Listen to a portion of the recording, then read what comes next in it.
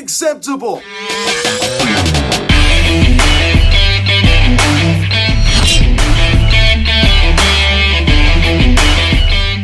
What is going on, everybody? Welcome to Phillies Hot Stove Media. Cheering cap in this afternoon's game between the Phillies and the New York Mets as the Phillies lose 10-9 to the Mets as they blow not one, not two, but three leads in this one. Just unacceptable. Unacceptable as they lose 3-4 to the Mets. This is a game that good teams have to win. Now, guys, if we're getting into this video, please subscribe if you haven't done yet. Please turn on that notification bell. Please like this video, comment on this video, share this video, and let's get into this. A Rays video, the first Rays video in a little bit. And I really partly blame this loss on Rob Thompson.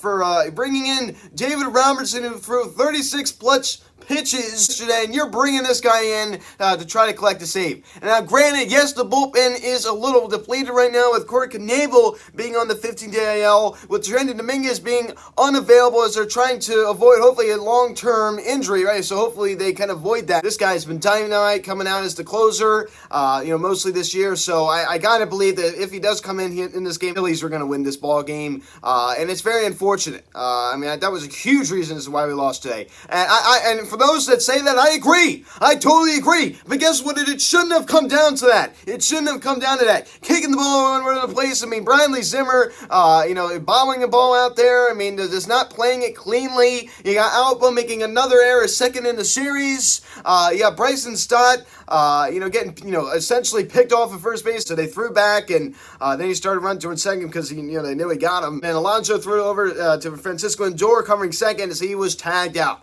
Just another boneheaded play. And, of course, you saw the Mets later in the ball game, not too long after that. Starling Martinez, similar situation in typical Philly fashion. Rhys Hoskins throws the ball, and it bounces off of Bryson Stott's glove.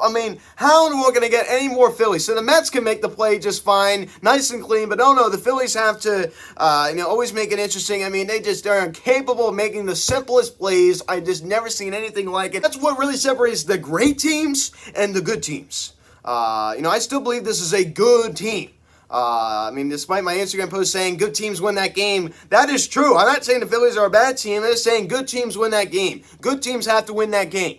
And we didn't win that game. I still believe this is a good baseball team. No question. That game would have been won if Sterling Dominguez would have been there. I'm just going to say it. And, of course, typical Phillies, right? We allow a solo home run to Brandon Nimmo after the Marcana 2-run shot. And then we score one, right? That's always what we do. We score one. Let's win 3 out of 4. We could have easily walked away from the series with a series split. And I said last night, if we walk away just winning one, I'll be okay with that. And I don't say I'd be, solely content with that. I just say, hey, I'll be okay with that.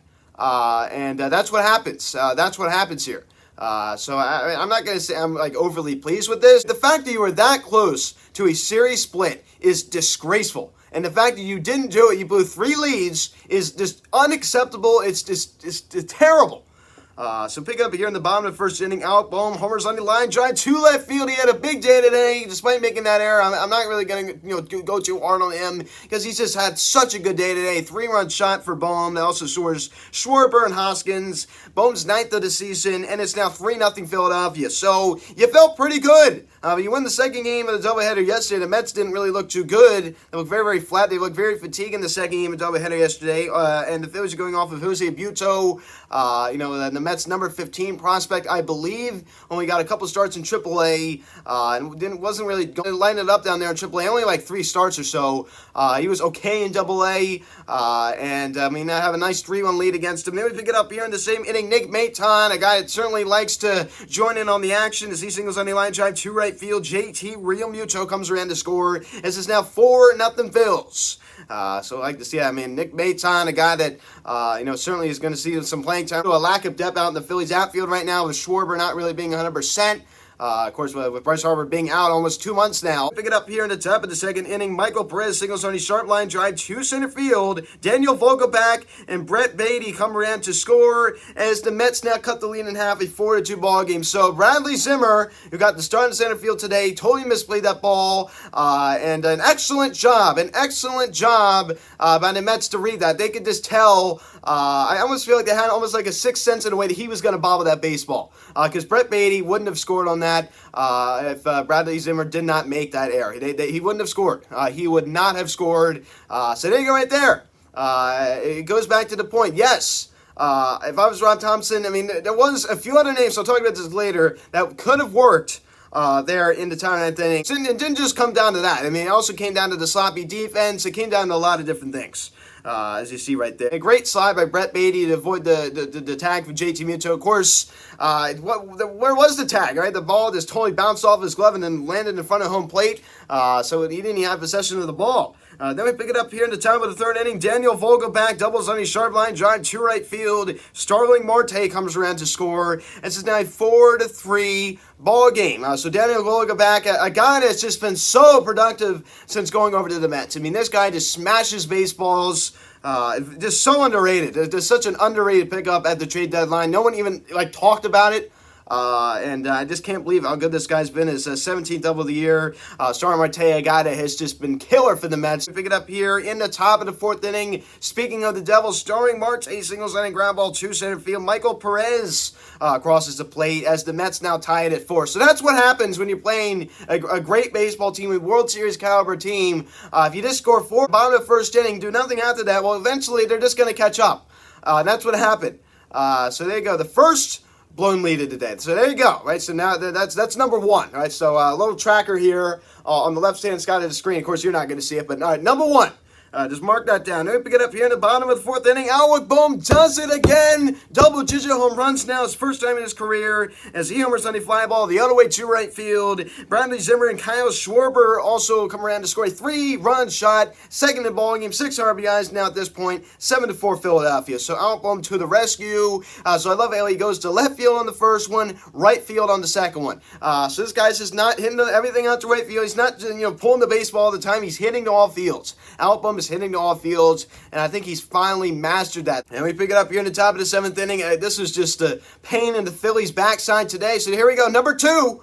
Look at the tracker now. Number 2, Mark Canha homers on a fly ball to left field. In 3-run shot, scores Alonso and Naquin. Canha's 9th of the season, first of the ball game, as New York ties it now 7-7.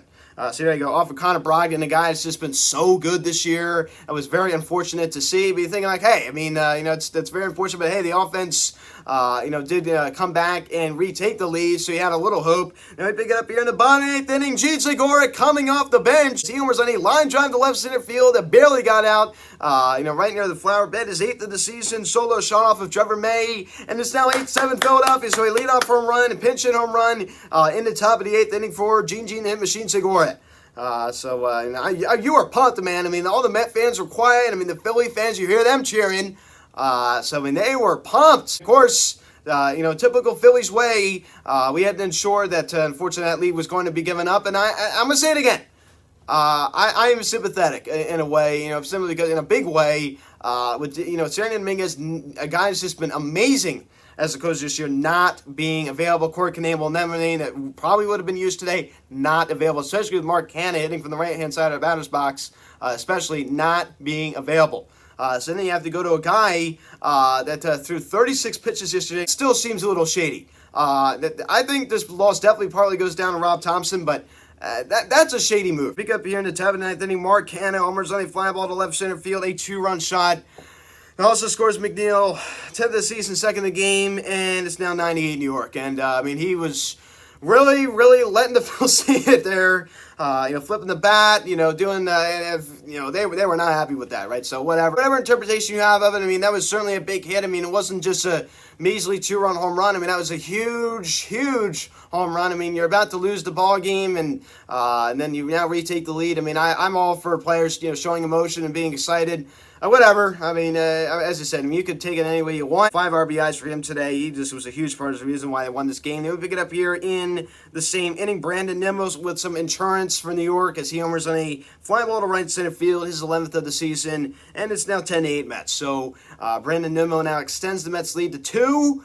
In a typical Phillies fashion, in the bottom 9th inning, Nick Maton hits a second base fly out to center. Remuto comes around to score as we get 1 run there and then lose. Kyle Schwarber 2 knocks out of the leadoff spot. Another productive day against the Mets. We had the Met terrorizer, 2 walks today as well. 216 average now for Schwarbs. He continues to be very productive in 818 OPS. But the home runs haven't really been there, though, recently. Rhys Hoskins, a rough day at the plate. This guy has been terrible against the Mets this year. Was able to draw a walk. Also, not getting the job done there. Starling Marte running to second base. Slides in there. Alec Bohm, a 3-hit, 6 RBI day. So how about that? Now, double-digit home runs, 10 on the year. So this was a bright spot in this ball game. 100%, 56 RBIs now for Bohm, and it brings his OPS now up to 731. So as frustrating as this loss was today, as heart-wrenching as it was so nice to see a guy like Alec Bohm step up and perform today. And JT went to 2 knocks this afternoon as well. Also scoring 2 runs. He had certainly had a productive afternoon, collecting a double and a single. And Nick Castellanos. Nick hit singles. Castellanos, of course, does collect 2 singles. I mean, my gosh, is this guy. All he does is hit singles. I never see him do anything else. Bryson Stott, 2 knocks this afternoon as well. Nick Maton delivers the RBI single and the sacrifice fly in the bottom of the 9th inning as well. Matt feeling a hitless performance out in left, and Jeet Segura, only one hit was a big one coming off the bench and hitting a line drive home run the left field. That certainly was a big one. And Bradley Zimmer collecting a knock this afternoon out in center, but he makes that pretty pitiful, misplay that cost the Phillies a run. So that factored into this loss 100%. As Derek Hall came out the bench and unfortunately struck out. Cal Gibson, 4 1/3, 8 hits, 4 runs, only 2 of them earned, 3 walks, and 3 strikeouts. So, a little unlucky. I'll be honest with you, a little unlucky. The defense didn't have his back, but I mean, I'm not really gonna. I mean, this is a number 5 starter. I mean, this is the worst starter in this rotation. If you rank him in order, this is the number 5 starter. So I'm not really gonna go too hard on Kyle Gibson. I mean, this is pretty much what he's gonna give you. Going against a World Series caliber team, like the Mets. So I'm not really going to go too hard on Kyle Gibson, but he wasn't great today by any means. And Andrew Bellotti, 2/3 innings, 1 hit, and 2 strikeouts as well. And Jose Alvarado going in there and having another productive inning there in the top of the 6th, striking out 2. Connor Brogdon, the guy that's just been dynamite this year, coming out of this Phillies bullpen, allows a 3-run home run to Mark Cannon. So it's like kind of plays. It was this kind of things like that today too. And hey, you're going against like a really good team, a team that has the 2nd best record in all of baseball. So you have to understand that too. I mean, this is a frustrating loss, but this wasn't to the Reds. This wasn't to the Pirates. This wasn't to the Nationals. Brad Hand, an inning and also walking 2. Lower his ERA now down below the 2 mark now, 1.96. You talk about a guy that's been dynamite. He's been dynamite.